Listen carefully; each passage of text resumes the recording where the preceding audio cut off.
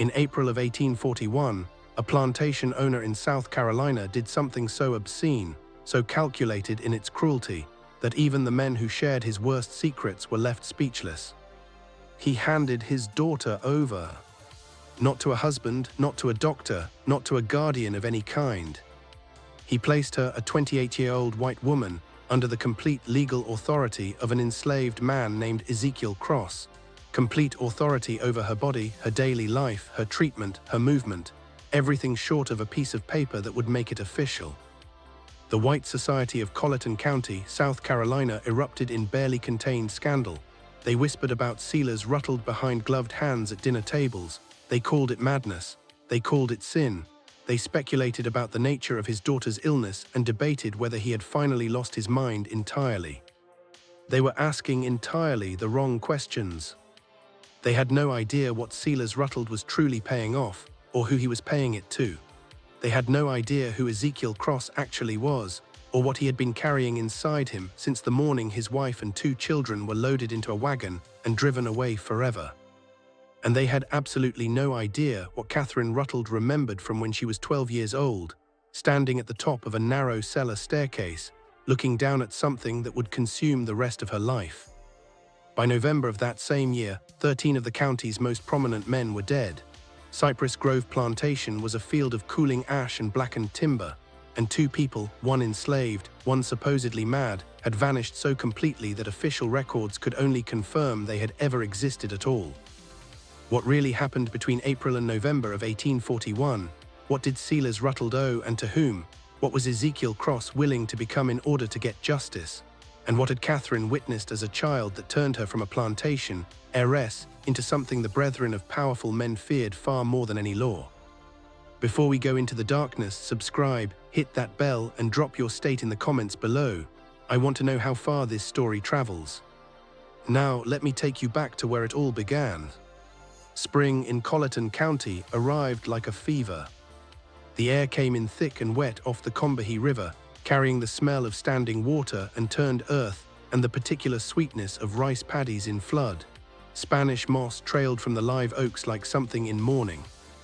The low country stretched flat and green and suffocating in every direction, and through it, hundreds of enslaved men and women moved through knee-deep water from first light until the sky went dark, cutting and planting and hauling the crop that built the fortunes of men who never once set foot in those fields. This was the world sealers Ruttled had built his entire identity around entering. Cypress Grove Plantation sat on 800 acres of moderately productive land, and sealers occupied it with the anxious energy of a man who knows he is not quite where he wants to be. He owned 58 enslaved people, which made him wealthy by any reasonable standard outside of Colleton County. But inside Colleton County, the standard was different. The families who mattered owned thousands of acres. They owned hundreds of people. They summered in Charleston, sent their sons to universities in the north, and carried surnames that could open doors or close them with equal ease. Sealers had none of that. What he had was obsession, and obsession is a dangerous engine when a man is pointed in the wrong direction. He had married Elizabeth Yancey in 1812, a practical union that brought modest land holdings and a surname he could use. Elizabeth had been a ledger book woman, more interested in crop yields than in the social invitations sealers coveted. She died in 1813, delivering a daughter, and sealers named the child Catherine and went back to work, raising her in the way of men who treat grief as an inconvenience to be gotten past. For 28 years, he had pursued the inner circle of county power, and for 28 years, the inner circle had remained just out of reach. Catherine grew up in the margins of his ambition. Educated by tutors, largely kept from society, she had grown into a woman who weighed close to 260 pounds, swollen from years of medications prescribed by doctors who disagreed on everything except that she was hysterical, nervous, and difficult. She had violent fits. She threw objects. She had attacked her father with a letter opener the previous year, leaving a scar across his left hand that he showed to no one, explaining it away as a carpentry accident. White society whispered about her with performed sympathy. Poor sealers, burdened with a mad daughter. What a terrible cross to bear. She had been such a lovely child. Not one of them knew the truth. Not one of them knew what 12-year-old Catherine had seen at the bottom of those cellar stairs. Not one of them understood that her so-called madness was not madness at all. It was the only rational response available to a child who had witnessed what she witnessed, raised in a world that punished her for remembering it. The letter arrived on April 7, 1841, delivered by private courier. Sellers was in his study when he opened it, expecting business correspondence.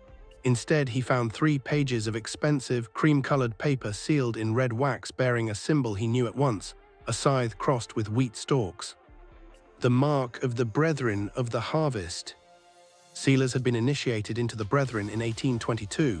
Over 19 years he had attended perhaps 40 gatherings. He had participated in rituals that ranged from disturbing to monstrous, and he had done it for the same reason men like him did most things, because it offered access to power he could not reach any other way. The Brethren were not just a society, they were a network. They had members in every courthouse, every counting house, every church and bank and political office in the county. To be in was to be protected, to be out was to be destroyed. The letter informed him he was in debt. $12,000, accumulated over years of gambling losses and failed investments, an impossible sum. Repayment would require liquidating most of his land and all his enslaved people, destroying everything he had spent his life constructing. But the letter offered an alternative. Members who found themselves in difficult financial positions could demonstrate renewed commitment to the Brethren through an act of public sacrifice. The sacrifice required of Sellers was specific.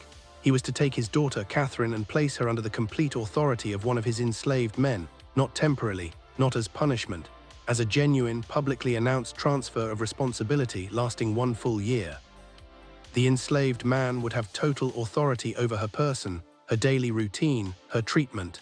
Sellers would announce this at a formal gathering of the county's prominent families, framing it as an extreme medical measure born from desperation. The humiliation would be complete and absolute.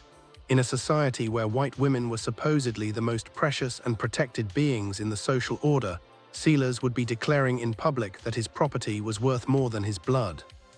But if he complied, his debt would be erased. The Brethren would restore his financial standing. All would continue as before. Sellers sat in his study until nearly 3 in the morning, the letter open on the desk in front of him, the candle burning down. He thought about every option available to him. He thought about creditors and lawyers and the Brethren's reach into every corner of regional law. He thought about what it would mean to fight them and what it would mean to comply. Then he thought about what society had always told him, that property came before people, that power justified what sentiment could not, that a man in his position made hard choices and kept moving. Before dawn, he wrote his acceptance and sent it. 3 days later, a second letter arrived, 1 name, 1 brief history. Ezekiel Cross, age 33, recently acquired from a Virginia plantation, skilled in carpentry and herbal medicine, temperament, quiet and obedient. What the letter did not say was that Ezekiel Cross had been selected for this precise purpose, that his placement at Cypress Grove was not coincidental, that he had been working his way toward this assignment for 2 years, deliberately, carefully, with the patience of a man who had nothing left to lose and one thing left to accomplish. Ezekiel arrived on April 13th in a wagon driven by a slave trader named Henderson. The wagon pulled to the main house, unusual, since most transactions of this kind happened near the barns. Sellers came out onto the porch. The first thing he noticed were Ezekiel's eyes. Most enslaved people kept their gaze down. It was not submission so much as survival, a learned behavior that kept interactions brief and consequences minimal. Ezekiel looked directly at Sellers.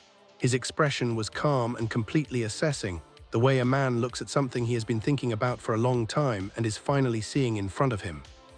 It made Sellers deeply uncomfortable, and he could not have said exactly why. Ezekiel was tall, perhaps 6'2", broad through the shoulders, lean from a lifetime of hard labor. His skin was unmarked by whipping scars, which was notable. His hands were calloused and large, but the fingers moved with a precision that suggested fine work as much as brute labor. He carried himself without the performative deference most enslaved people were forced to display around white owners. He did not display defiance either. He simply stood there, still and unreadable. Henderson handed the papers to Sellers. "Your associate said this one was carefully selected." Sellers addressed Ezekiel directly. "You understand why you are here?" "Yes, sir." "My daughter is unwell. You will be responsible for her care." My grandmother was a healer, sir. She taught me what she knew before I was sold. The transaction completed quickly. Ezekiel was shown to a small cabin near the main house, separate from the other quarters, given supplies, told his duties began the following morning. Then he was left alone. For the first time since arriving, he allowed his expression to change. His jaw unclenched, his shoulders settled. He sat on the edge of the narrow bed and reached inside his shirt, pulling out a small cloth bundle. Inside, wrapped carefully, was a piece of worn paper, the kind of paper that had been folded and unfolded so many times it had gone soft at the creases. 3 names written in a child's uncertain handwriting. Sarah, Benjamin, Ruth. His wife, his son, his daughter. Sold 3 years ago to a plantation in Alabama known throughout the trade for working enslaved people until they broke. He had learned, through the slow and terrible network of whispered information that moves through enslaved communities, that all 3 had died within 18 months of arrival. Sarah from an untreated fever, Benjamin from an infected wound no one bothered to treat. Ruth from something the whispers called giving up, a 6-year-old child who had stopped eating because she could not understand why her family had been torn apart and no one would give her a reason. Silas Ruttled had sold them. Not for money, not because he needed the funds or they had committed any offense. He had sold them as a demonstration, a show of hard resolve for the benefit of men who measured a person's commitment to the brethren by his willingness to destroy something innocent. He had split a family like kindling. He had smiled while doing it. Ezekiel had spent 2 years working his way south after that, getting himself sold deliberately, moving from plantation to plantation, gathering information the way a man dying of thirst gathers rainwater, a drop at a time, nothing wasted. He had learned about the brethren through whispers. He had learned their structure, their rituals, their membership, their methods. He had learned that they kept records, meticulous, comprehensive records, of everything they had ever done, and that those records were kept because mutual guilt was the chain that bound the membership together. When the opportunity came to be specifically placed at Cypress Grove, Ezekiel understood immediately what it meant: access to the house, access to the secrets, access to Silas Ruttled himself. He folded the paper with his family's names and put it away. Then he lay back on the narrow bed and stared at the ceiling and began planning.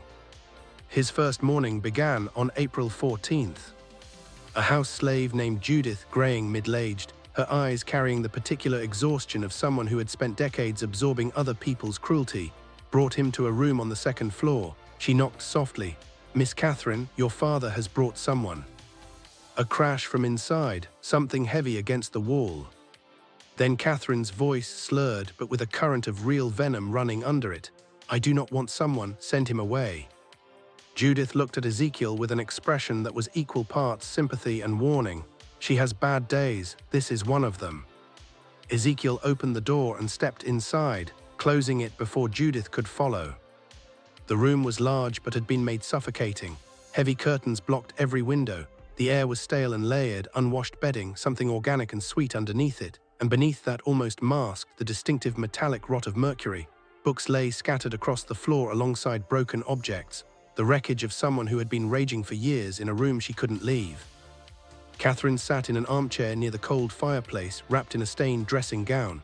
Her dark hair hung loose and tangled around a face gone puffy from years of laudanum and confinement. Her hands trembled continuously against the arms of the chair. Her eyes were unfocused, and then they focused, and what came into them in sequence was confusion, then fear, then a hot, immediate anger. "Who are you?" I said. "No more doctors." "I am not a doctor, miss. My name is Ezekiel. Your father asked me to help you."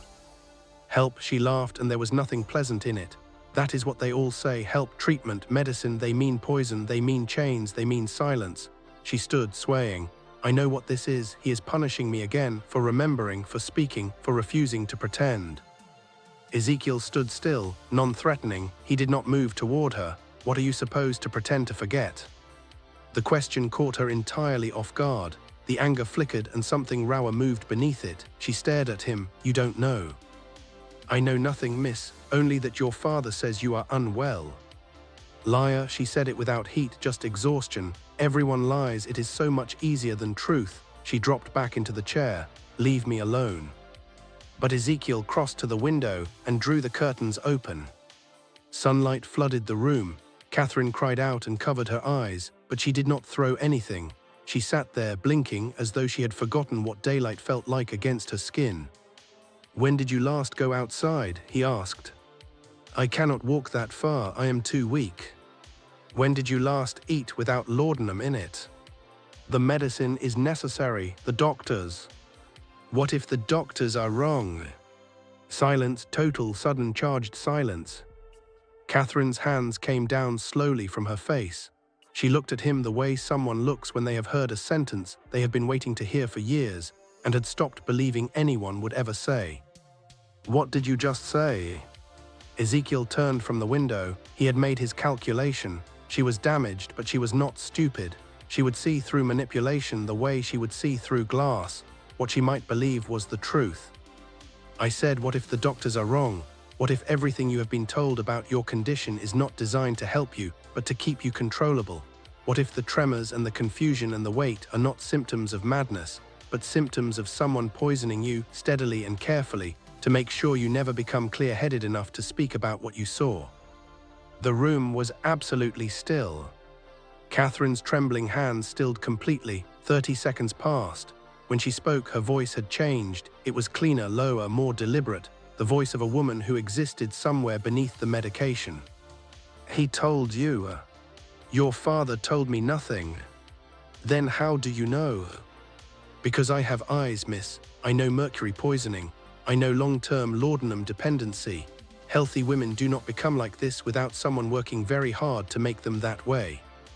"Why would you tell me this?" Her voice dropped further, suspicion edging back in. "This is a test. You are here to see what I say. I am telling you that I can help you become genuinely well, clear-minded, strong enough to walk out of this room on your own. It will not be comfortable. Your body has been dependent on those medicines for years. Stopping will be painful. You will feel worse before you feel better, and your father will not approve." "Then why would you do it?" Ezekiel met her eyes directly. "Because I have my own reasons for wanting Silas Ruttell to suffer, and the most effective way to make him suffer is to give him back a daughter who is sane enough to remember everything and strong enough to do something about it." Catherine studied him for a long, unreadable moment. Then she said very quietly, "You want revenge on my father?" "Yes, miss. What did he do to you?" "He sold my family, my wife, my 2 children, sent them to their deaths for no reason except to demonstrate something to men who value cruelty as a virtue." She absorbed that, then something shifted in her expression, not softness, exactly, but recognition. The particular recognition of someone who has been living inside the same catastrophe from a different angle. "The brethren," she said, not a question. Ezekiel's pulse quickened, but he kept his face still. "I don't know what you mean." "You will learn," she said it with a terrible certainty. "Everyone who comes close enough to my father eventually learns." She leaned forward. "If I agree, if I let you help me, what happens then?" "You get well, miss, and when you are well, we decide together what comes next." Catherine looked at him for another long moment. Then she said something that revised every assumption Ezekiel had brought into the room with him. "I want them all dead, my father, Judge Pelham, Reverend Crenshaw, every man who stood in that cellar. I want them to know it is coming. I want them to beg, and then I want them dead." There was no performance in it, no hysteria. She was describing a plan, not a fantasy. Ezekiel kept his voice steady. "Then we have common ground." "We do," she said, "but know something before we go further." Her eyes had taken on a quality he had not seen there before, still and precise and absolutely without warmth. "I have killed before 3 people, house slaves who came too close to my lucid moments at the wrong time. I cannot remember the details clearly, the laudanum blurs it, but I know I did it, and I know they were called runaways afterward. So if you are here to use me and then dispose of me, understand what you are actually dealing with." Ice moved down Ezekiel's spine. He had come expecting an ally. He had not expected someone who might be more dangerous than him. "I believe you," he said, "and I will not betray you." "Good," she stood, and this time she was steadier. "Then let us begin, but I have one condition." She looked at him squarely. "When this is over, when we have done what needs to be done, I want to die. I do not want to live with what I have seen and what I have done. You will help me with that too." He had not expected that either. "Agreed," he said. She extended her hand. He hesitated for only a moment, then shook it. Her grip was stronger than he expected. What followed over the next 2 weeks was brutal in the specific, unglamorous way that real healing tends to be. Ezekiel reduced her laudanum gradually, replacing portions of it with herbal preparations, valerian root for the anxiety and sleeplessness, chamomile to calm the digestive system, milk thistle to help her liver begin clearing the accumulated toxins from years of mercury-laced medications. He adjusted her meals, cutting the heavy pastries and replacing them with lean proteins and vegetables. He enforced portion discipline that she fought him on daily, furiously, because food had become the only comfort available to her. 3 days into the reduction, she crashed. She spent 72 hours in her bed, fever, shaking, vomiting, sweating through her sheets until they had to be changed twice a day. Ezekiel stayed through all of it, holding the basin when she was sick, pressing cool cloths to her face, talking quietly just to remind her there was another voice in the room, that she was not alone with whatever was happening to her body. When the worst passed, something had shifted. The constant tremor in her hands was quieter, her speech was cleaner, she could hold a book open and read it, which she had not been able to do in years. He had her walking, the hallway first, then to the end of the hallway, then down the stairs, each day a little further, each day the distance feeling a little less impossible. And they talked. She told him about the cellar. She had been 12 years old, unable to sleep, moving through the quiet house, drawn by sounds she could not identify coming from below the kitchen.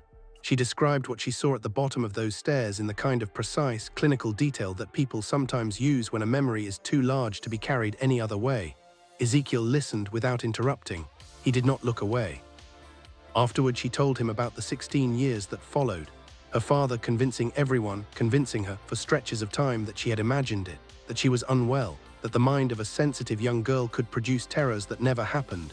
She described the process of systematic erasure with the exhausted accuracy of someone who had been arguing against it for over a decade and a half without a single person to confirm she was telling the truth. She showed him the journal she kept hidden in a panel behind her fireplace bricks, pages of coded entries, dates and times her father left late at night, names of visitors who arrived at strange hours, sounds from below that she had catalogued with the patience of someone who knew someday the documentation might matter. In exchange, Ezekiel told her about Sarah, who sang while she worked and had taught their children to read despite the danger. About Benjamin, who at 8 could do mathematics that bewildered overseers who expected nothing of him. About Ruth, who picked wildflowers and brought them inside to make their cabin beautiful. He told her about the morning Silas Ruttles arrived at the Virginia plantation with a buyer's warrant, how he inspected the family like goods at market, how he agreed on a price for all 4 of them and then at the last moment changed terms. He only needed the woman and the children, not Ezekiel, how there was no practical reason for the separation, how he did it simply because he could. He smiled, Ezekiel said quietly, "That is what I remember most. My son holding my leg, begging, my wife trying to be strong, telling Benjamin to be brave, and your father smiled like our pain pleased him." Catherine listened with newly clear eyes. When he finished, she said, "I am sorry, I know that is just a word. You are not responsible for what he does." "No," she said, "but I am responsible for what I do next. And I promise you, Ezekiel, he will pay for what he took from you. They will all pay." On April 29th, 41 people gathered at Cypress Grove for what invitations described as an important family announcement. The county's elite arrived in their best carriages, Judge Pelham with his wife Elena, Reverend Crenshaw and his daughter, Marcus Fanning from one of the largest plantations in the region, Benjamin Lyall from the bank. The meal was elaborate and excessive: oysters, roasted duck, multiple rice dishes, a towering cake for dessert, the kind of meal that announces itself as performance. Throughout the evening, Catherine sat at her father's right hand. She ate sparingly. She spoke when spoken to. She volunteered nothing. She was impeccably composed. Ezekiel moved through the room with the other house servants, refilling glasses, clearing plates, invisible to every guest who did not think to look at the people who served them. He listened to every conversation. He filed away every name, every reference, every barely masked exchange that revealed the texture of how these men related to one another. After dessert, Silas stood and tapped his glass. He spoke about Catherine's long illness, about the doctors who had failed, about the specialist brought from Philadelphia who had accomplished nothing. He gestured toward Ezekiel. 2 weeks ago, I brought in Ezekiel, who has knowledge of herbal medicine. As you can see, my daughter is much improved, clearer, more herself than she has been in many years. Polite, uncertain murmurs around the table. This improvement, Sealers continued, has led me to a decision I understand will be difficult for some of you to comprehend. Catherine requires care more intensive and more specialized than our household can provide. After much consideration, I have decided that Ezekiel will assume full responsibility for my daughter's welfare, her treatment, her daily activities, her living arrangements, effective immediately. The murmurs changed, confusion now. Several guests exchanged glances. Mrs. Pelham's face went through 3 expressions in 2 seconds. Marcus Fanning spoke first. Sealers, I want to make sure I understand. You are placing your daughter under a slave's care permanently. I am placing her with someone who succeeded where every trained physician failed. Reverend Crenshaw tried a gentler angle. Surely there are other options, a companion perhaps, or a specialized nurse. I have made my decision. Sealers' expression closed off completely. Catherine agrees, do you not, daughter? Every eye in the room went to Catherine. This was the moment. She could refuse, she could speak, she could tear the whole performance apart right here in front of 40 witnesses. Instead, she smiled, small, measured, giving nothing away, and said, I trust my father's judgment. Ezekiel has been kind and his treatments have helped me. I am content with this arrangement. Perfectly executed. But Ezekiel, watching from across the room, saw what the guests could not. Her knuckles white against her dress, the flash in her eyes that was not contentment but something that promised violence with the patience to wait. The evening ended in awkward early departures. Ezekiel caught one fragment of conversation near the study, Judge Pelham's voice low and careful. The brethren will not appreciate this becoming public. And Sealers' response, too quiet to hear, but whatever it was, it made Pelham nod and clap his shoulder, satisfied. Later that night, Ezekiel knocked softly on Catherine's door. She was sitting by the window in the dark, still in her dinner dress, looking out at the grounds below. She said without turning, Did you see their faces, the disgust, the pity? They think I am pathetic. They think you are harmless, Ezekiel said. That is better. She turned to look at him. I want them to feel completely secure. I want them to forget about me entirely while we work. She moved to the dresser and retrieved the wooden box from beneath a false bottom, the journals, the coded pages, years of documentation. I know where they keep their records, she said. The brethren maintains a ledger. Every ritual, every member, every sacrifice going back decades. It exists because they need mutual complicity, everyone equally guilty so no one can expose the others without destroying themselves. Where? In the cellar, there is a hidden room beyond the main chamber. My father mentioned it years ago before he realized I was still listening. She paused. He travels to Charleston monthly. His next trip is May 14th, 3 days. Ezekiel felt the weight of it settling. Then we have 2 weeks to prepare. They spent an hour going over details in whispered, precise exchanges. Catherine sketched the cellar from memory. Ezekiel asked about keys, guards, the schedules of other workers. When he left her room, it was nearly 2 in the morning. He went back to his cabin and pulled out the paper with his family's names. He held it in the candlelight for a long time. I am doing this for you, he thought. For Sarah, for Benjamin, for Ruth, for every person these men decided was worth less than their comfort. May 14th, Sealers departed for Charleston before dawn. They waited until the house was completely still. Just before 10 o'clock, they met in the kitchen corridor. Catherine had changed into dark, simple clothes. Her hair was pulled back tightly. She carried herself differently than she had 2 weeks ago, upright, deliberate, present. The woman who had been buried under years of medication was visible now. Are you certain? Ezekiel asked. I have never been more certain of anything. The cellar entrance was behind the pantry, a section of wall paneling that looked solid but pressed open at the right point with a click. The smell hit immediately as the door swung inward. Damp earth, old smoke, and something beneath those smells that was organic and wrong in a way that Ezekiel could feel more than name. You get used to the smell, Catherine said quietly. I wish I could tell you it goes away, but I would be lying. They descended narrow stairs, 20 steps, the wood groaning under their weight, the shuttered lantern throwing barely enough light to see the step ahead. At the bottom, the cellar opened into a space far larger than the footprint of the house suggested. 30 feet across, maybe more, ceiling low and supported by massive beams, floor-packed earth, walls stone and weeping moisture. At the center of the room stood what Catherine had described as the altar, a heavy wooden table worn smooth with use. its surface darkened with old stains and lined with grooves carved into the edges that suggested drainage. The room smelled like decades of ritual.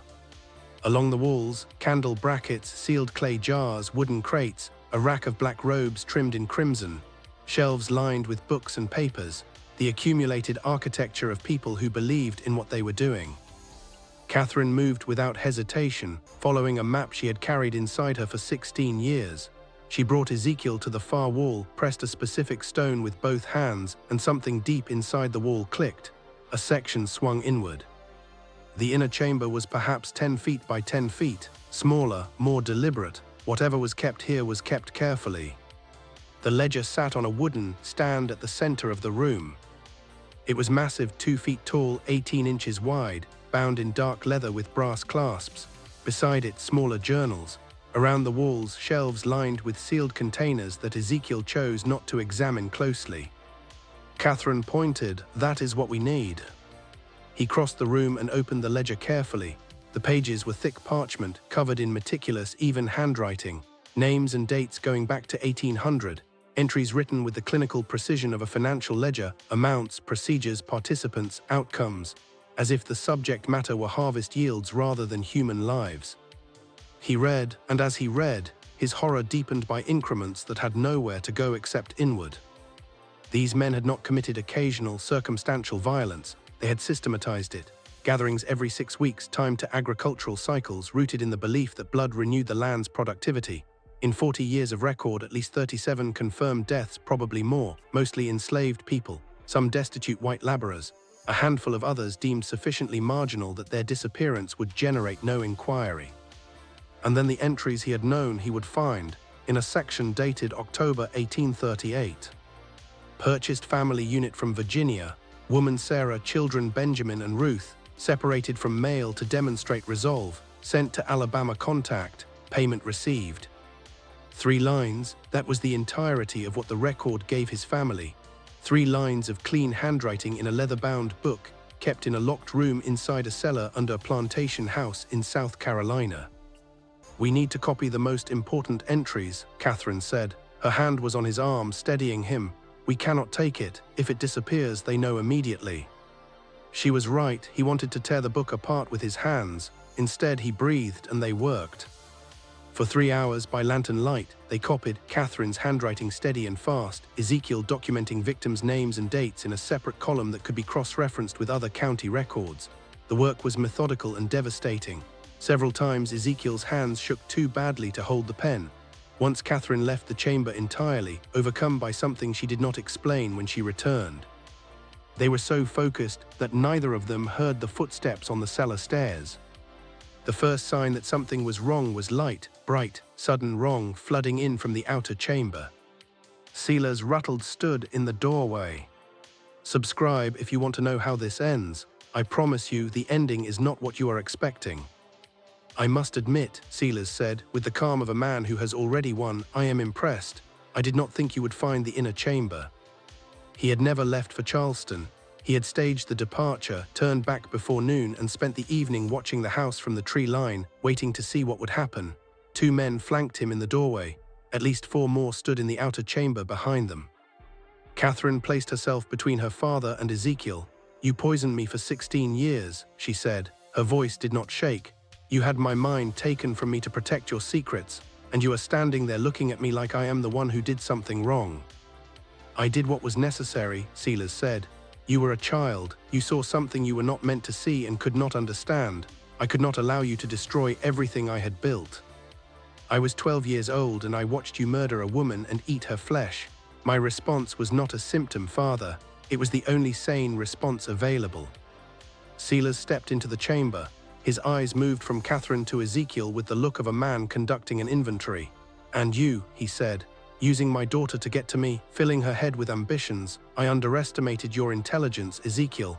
I will not make that mistake again." He gestured to the men behind him. "Take them upstairs." They were locked in the study, one high transom window unreachable, a heavy oak door locked from the outside. They sat in the near dark listening to arrivals, to voices in the corridor, to the sound of men gathering in the floors below. Catherine's hand found the inside of her dress and withdrew the sheets of paper they had been copying. "He didn't search me," she said, too confident. "Those pages won't matter if we don't survive the night." "We will survive," she said. "I am still his daughter. He needs a reason to keep me alive. That gives us something to work with." An hour later, the door opened. The main chamber had been transformed. All 13 Brethren members stood in their black and crimson robes, candles burning in every holder, the altar draped in cloth, the shadows on the low ceiling moving like something alive. Ezekiel and Catherine were positioned at the center of a circle of chairs, facing Sellers at the altar's head. Sellers removed his hood and addressed the gathering with the efficient calm of a man running a business meeting. He explained what they had found. He noted that the inner chamber had been accessed and the ledger partially documented. Judge Pelham spoke first, and he did not mince words. "Then they must be silenced, permanently. This is not a complicated situation." "I disagree," Sellers held up one hand. "My daughter is blood. I will not dispose of her without exhausting every other option." He turned to Ezekiel.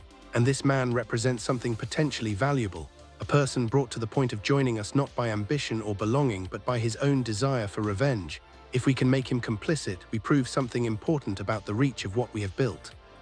He offered it directly then. Membership, not full membership. The Brethren did not extend that to black men, but association close enough to be binding. In exchange, Sellers would deliver to Ezekiel the means to destroy Edward Gaines, the Alabama plantation owner under whose watch Sarah and Benjamin and Ruth had died. Resources, information, access, whatever was needed to make Gaines suffer as completely as Ezekiel had suffered. All it would cost was his soul. Ezekiel looked at Catherine. She gave him the slightest shake of her head, the smallest possible movement, "Do not." But Ezekiel was thinking beyond the moment. He was thinking about time and access and what might still be possible. "What happens to her?" he asked. "She returns to her room, resumes her medications. She will not be harmed." "No," Catherine's voice cut through the chamber like something physical. "I will not be silenced again. I will not pretend. Kill me if you choose, Father, but I will not give you the performance you want." Sellers' face hardened. "Then you have made your choice." "Wait," Ezekiel said quickly. Every face in the room turned to him. "I accept, but on one condition. Catherine does not go back to her room. She goes free, out of this house, out of South Carolina. She gets money to start over, a new name, a new place. You give her that, and I will give you what you want." Judge Pelham surprised the room by agreeing. Catherine was already broken, he argued. Even if she spoke, she was a woman recently recovered from documented madness. Who would believe her? But a man willing to join them out of pragmatic self-interest, to become complicit, to be bound by the same mutual guilt, that was proof of something more meaningful than another silenced witness. Sellers considered, then he nodded. "She leaves tomorrow. Associates in Philadelphia will take her in. New identity, a stipend to live on. She never returns, never contacts anyone from her previous life. She is, for all purposes, dead." "Agreed." Catherine stared at Ezekiel. "No, I will not leave you herewith." "Agreed," Ezekiel said again, meeting her eyes. She understood, he could see it, the moment she understood that this was not surrender but strategy, that he was asking her to trust him one more time, to play the role one more time, to let him work. She let them lead her out. The 3 weeks that followed were the longest of Ezekiel's life. He was under constant surveillance, 2 overseers wherever he went, no access to the plantation's perimeter. He was given meaningless work to fill the hours, but he was also given something the Brethren had not intended: access to the house, to the study, to the cellar preparations, to the conversations of men who had decided he was already theirs. He observed everything. He learned the schedule of every person on that property. He noted which of the enslaved workers moved with a particular quality of attention, the quality of someone keeping track of things, waiting for something. On the night before his initiation, Sellers came to his cabin after midnight.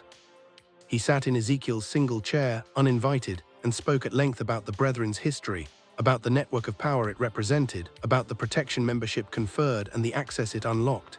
He spoke almost persuasively, the way men who have committed themselves to something monstrous always learn to speak about it, with the smooth confidence of someone who has stopped hearing the words they are actually saying. Then he said something that changed everything. "I know Catherine is not in Philadelphia. I know she is hiding somewhere, planning, and I have people watching for her. The moment she surfaces, if you have failed your initiation, she will be found. After sealers left, Ezekiel sat in the dark for a long time. He thought about the impossible position in front of him. He thought about what the initiation would require.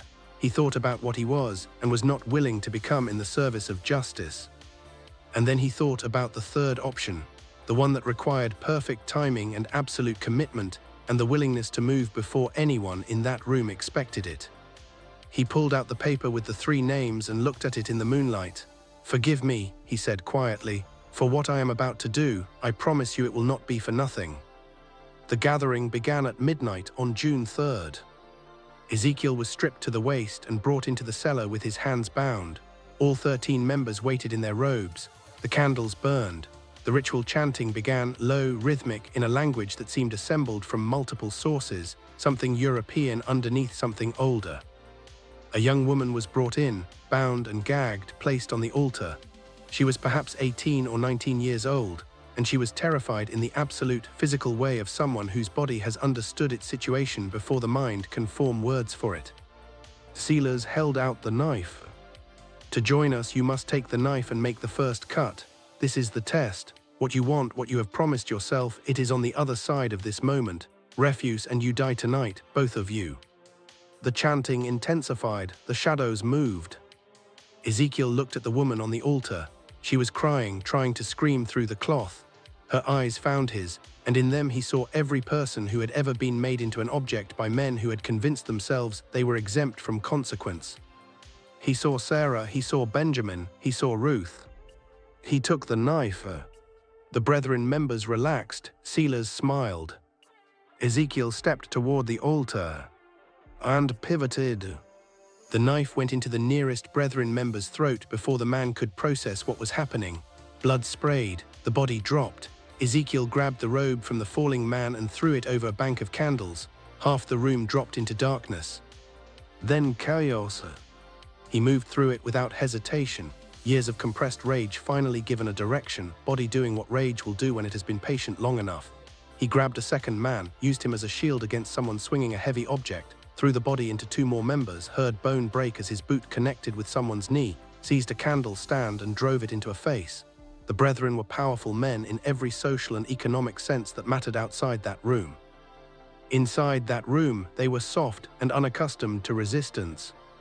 He reached the altar and cut the woman's bonds. "Run," he told her, "up the stairs out of the house, run and do not stop." She scrambled off the altar and disappeared into the dark. Ezekiel turned back to face 7 men still standing between him and the stairs, sealers at the center.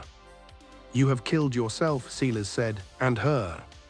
"Maybe," Ezekiel said, "but I will take what I can with me." What he did not know, what none of them knew, was that Catherine had never left South Carolina. She had never been in Philadelphia, she had been in the slave quarters.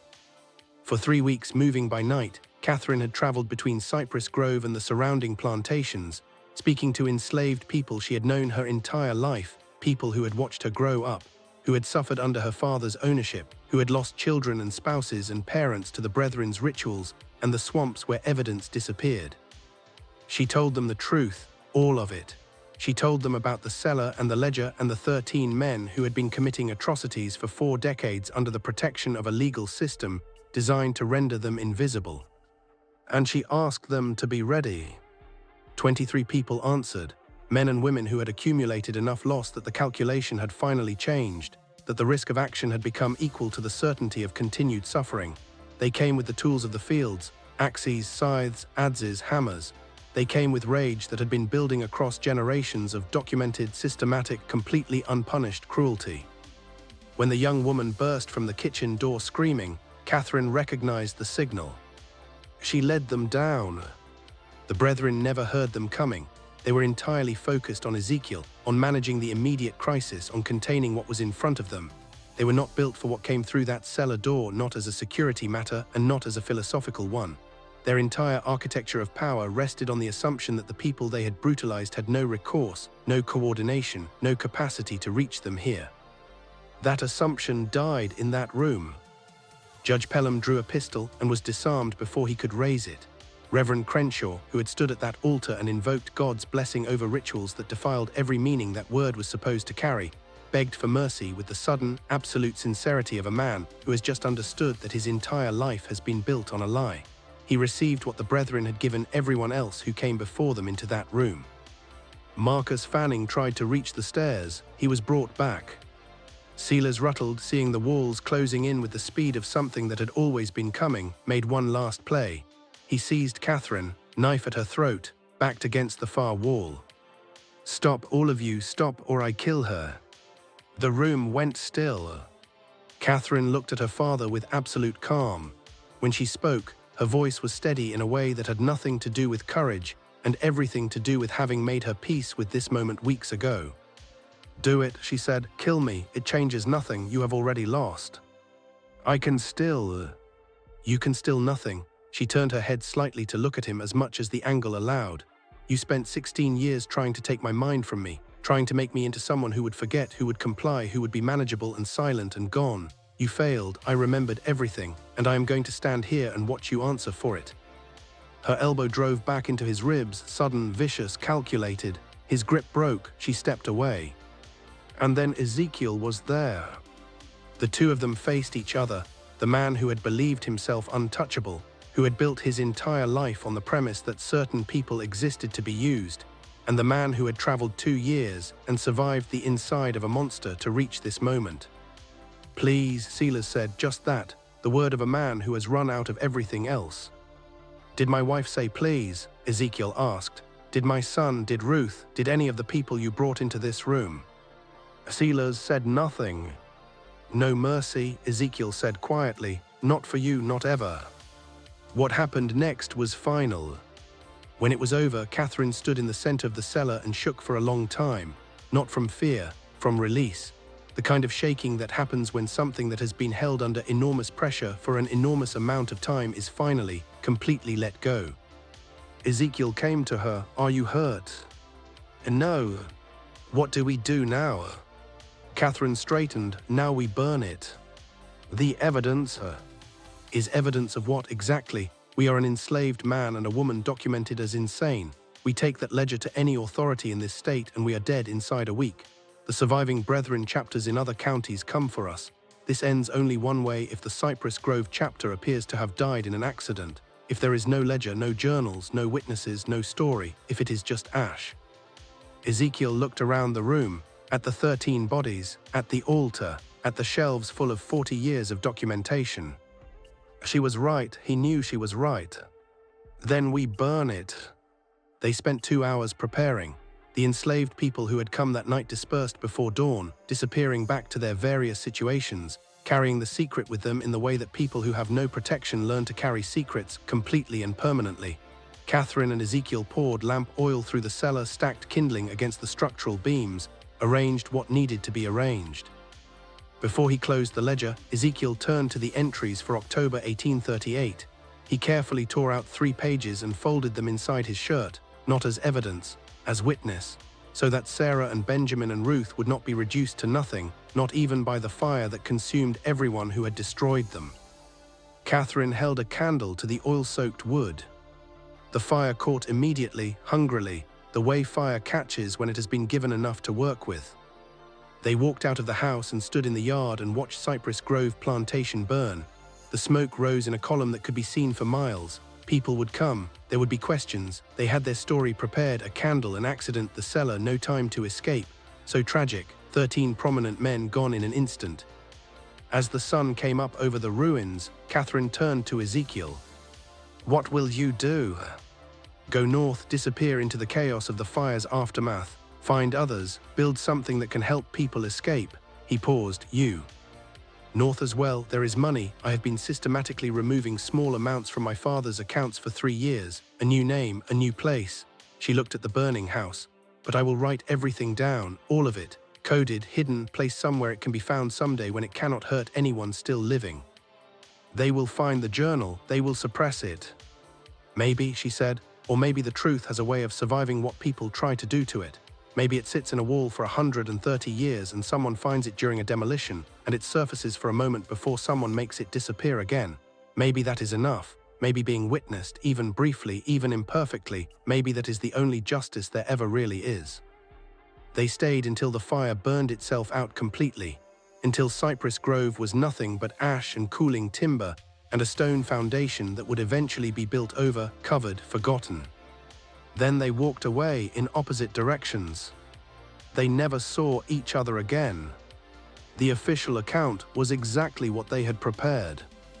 A tragic accident. Sealers Ruttled and 12 distinguished guests gathered at Cypress Grove for a business meeting, caught in a cellar fire before they could escape. Catherine Ruttled reported to have perished in the same fire, her body unrecovered, a particularly sad footnote to an already devastating event. The county mourned with the theatrical gravity it reserved for men it considered important. Nobody looked too closely, nobody wanted to. The enslaved people of Cypress Grove and the surrounding plantations were sold off as the estate was liquidated. They scattered across the region and beyond, carrying their silence with them to the end of their lives. In the quarters where they lived late at night, in whispers too quiet to be overheard, stories began circulating about the plantation where the masters burned, about the night the brethren of the harvest ran out of people willing to be afraid of them. The stories changed with each telling, as stories do. They became legend, they became myth. But the center held cruelty has consequences, power is not absolute, and sometimes the people written off as powerless discover exactly what kind of power they have been holding all along. In 1863, Union troops moving through the region found tunnels beneath the old Cypress Grove site, bones in the swamp, ritual markings on trees. The war moved on before anyone investigated further. In 1971, during demolition work on a building constructed over the original foundation, a worker found a journal sealed inside a wall cavity, densely written, coded. Before anyone could determine what it contained, it disappeared from county records. Some say it was destroyed. Others say descendants of the brethren families still operating in the region ensured it vanished. A few believe it exists somewhere still in a private collection in an archive in someone's attic waiting. What is documented is this. 13 men died at Cypress Grove Plantation in the summer of 1841. Catherine Ruttled was reported deceased, though no body was ever confirmed. An enslaved man named Ezekiel Cross was listed in a bill of sale as transferred to a plantation in Alabama, but no record of his arrival there exists. No record of his life after June 3, 1841, exists anywhere in official documentation.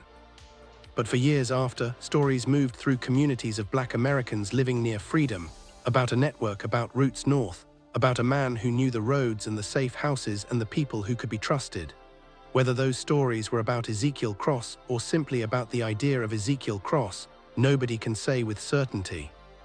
The truth, as Catherine always understood it, lives not in documents but in the keeping, in the refusal to forget, in the stories told late at night by people who understood that remembering was the only justice available to them, and that it was, in the end, enough.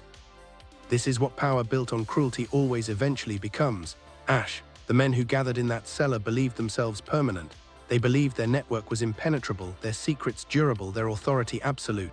What they did not account for was the woman upstairs who had been listening through the floorboards for 16 years. What they did not account for was the man who was patient enough to be sold 6 times in the direction of his enemy.